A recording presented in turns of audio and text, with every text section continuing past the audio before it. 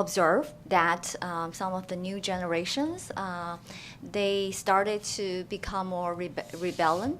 And then, so that's a good sign. Number two is you have to identify some of the people who are willing to speak out, and then who are willing, or who's those type of think outside of box people.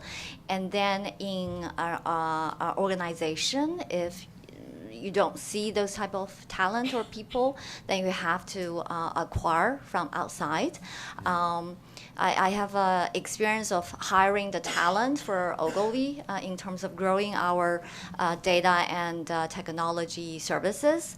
I tend to look at the breadth of experience and the curiosity. For example, I once hired a young lady who has a master in psychology, but who's also a very geeky lady who's able to learn Python and other statistical modeling.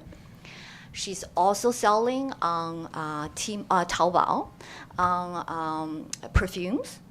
So it's a very interesting mix where I do see, these are, she's a very good example of people who can bring outsider thinking as well as creative ideas. So that's the way of kind of finding the right people.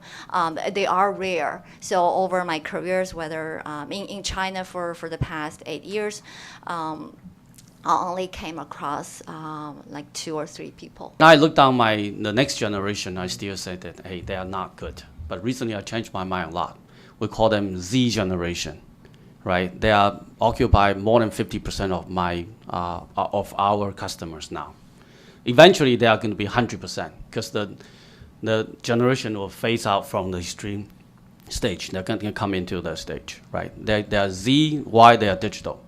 The digital generation, they are going to do just fine. No, don't worry about them. Just as I look at my 8-year-old son, right? You're going to hit into all kinds of people in China because although that we are more homogeneous than what is in the United States or what is in Europe. So different kind of people, but we have to catch what is the general characters of this generation in order to work with them, to serve them, and even sell the products to them.